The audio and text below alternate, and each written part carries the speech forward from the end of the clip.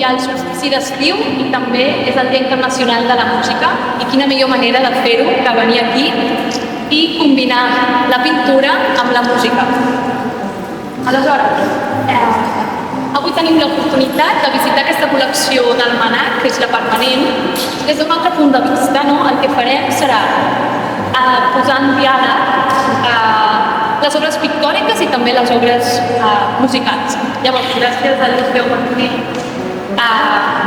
escoltarem un conjunt de peces pròpies del Renaixement, segles XV-XVI, i no ens acostaran només el que és la música d'aquella època, d'aquell període, sinó també ens acostaran a una manera d'entendre i viure el món durant el Renaixement. Per tant, com ho farem això?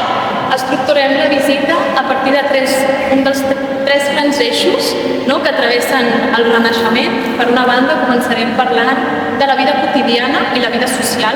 Seguirem parlant de l'individu i de la importància, com aquest esdevé l'eix principal del que és el món. I acabarem parlant dels paisatges i de la natura. Aleshores, per començar, necessito que us situeu en un ambient de festa, en un ambient de carnaval, de disbauxa, perquè ara les cançons que cantaran ens portaran molt en aquest estat de festa. Aleshores començarem i interpretaran una cançó que es diu Confusión, que és d'Anònim, i seguirem amb Hoy comamos y bebamos.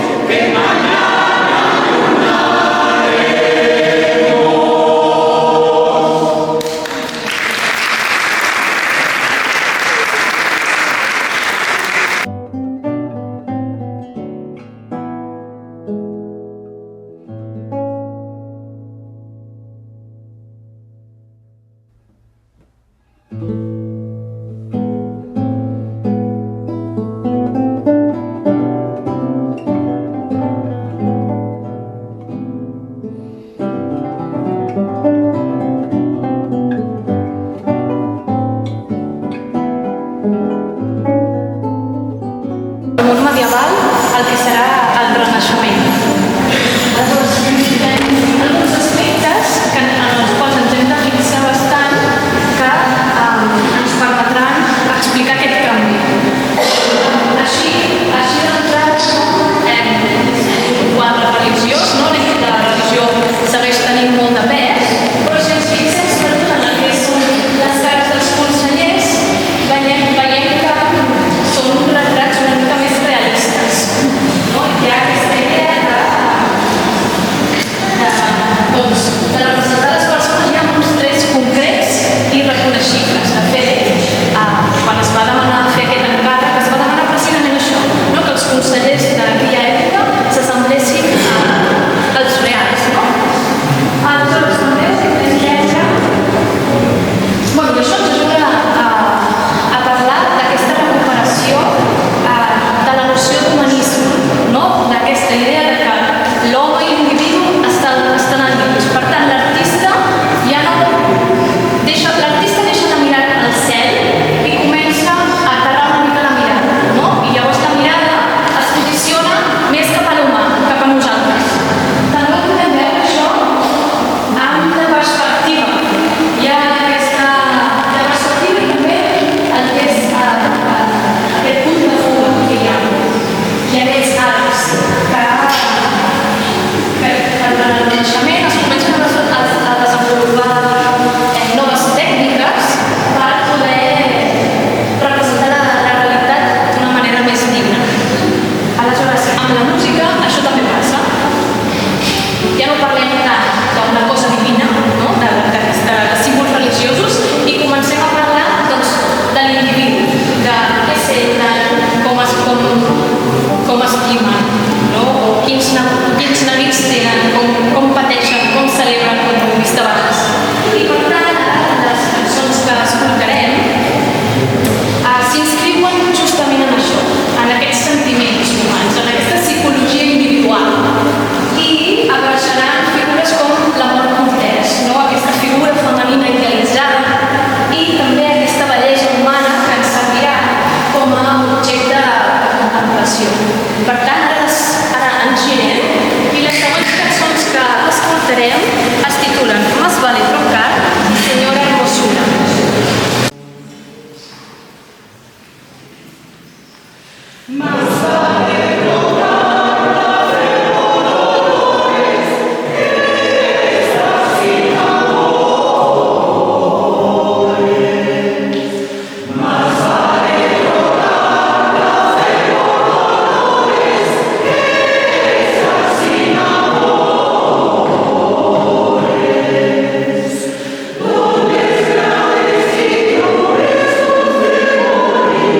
Divide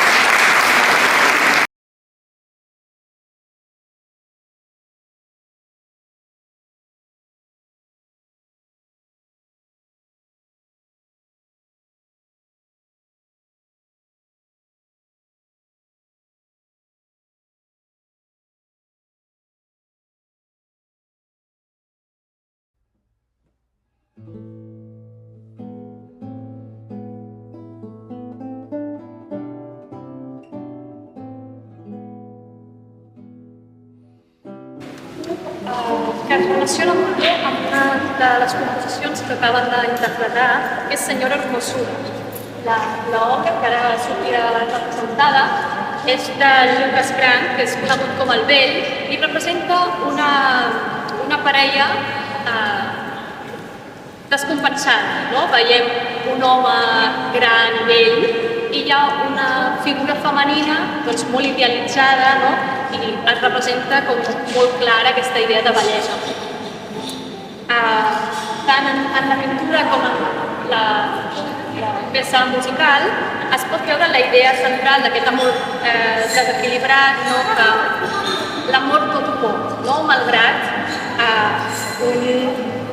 sigui dolorós, no? Doncs aquesta importància com de l'amor es pot veure en aquest quadre. Veiem com que en una primera instància els nostres semblen com aparentment feliços, alegres, però realment hi ha un interès darrere de la dona. Perfecte, doncs seguim amb un altre element important en el que és el Renaixement, que serà la natura i els paisatges. Per això comentem aquesta obra que estic, que està aquí, que també està a la col·lecció, doncs veiem com, malgrat els punts de presència humana, el que realment importa, no? I el que és com el que crida la nostra atenció és aquest paisatge immens. Aleshores, durant el Renaixement, la natura s'observa, es comença a observar i també es comença a estudiar, no? Per tal de representar-la tal i com és. Al llarg dels segles XV i XVI, sobretot al llarg del segle XVI, la natura ja es podrà considerar com un gènere pictòric totalment autònom. I també en aquest punt doncs, es recuperen altres tòpics literaris que fan menció a aquesta natura immensa, allunyada de totes les preocupacions del món, que s'entén com un espai simbòlic i un espai d'harmonia. Per tant, és important com aquests paisatges ja no deixen de ser, deixen de ser fons decoratius i comencen a tenir una personalitat pròpia. De fet, podem parlar, els podem començar a considerar com personatges de la composició. I de fet, el paisatge doncs, comença a esdevenir com un escenari on tots aquests sentiments, no? que hem parlat abans, tots aquests sentiments, l'amor, doncs, tenen cabuda i s'aboquen en aquests paisatges. Per tant, aquest paisatge comença a ser un escenari. Aleshores, les composicions que ara representaran també estan molt vinculades en el que és la natura. Començarem amb Tindiripin, Il Grillo i Passerà.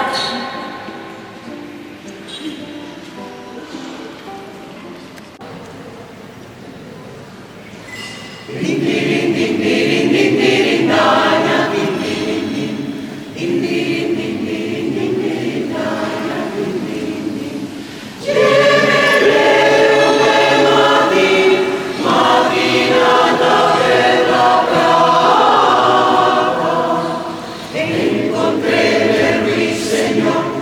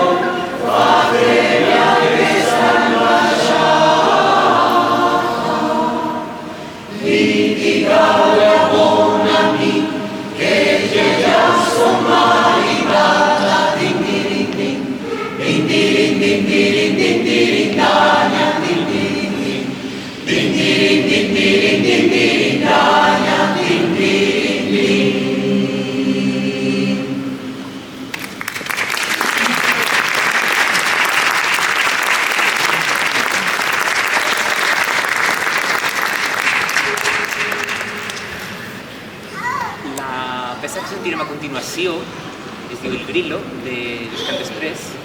És un compositor flamenc però que estava afincat a Itàlia, i Il Grillo fa referència efectivament a aquesta naturalesa. De fet, fa jocs d'imitar el so del grill que està allà com a xixarra, però també és com un guinyo de complicitat d'un company, d'un amic del compositor, que era un cantant que tenia el sobrenom de Il Grillo, o sigui que li deien el grill.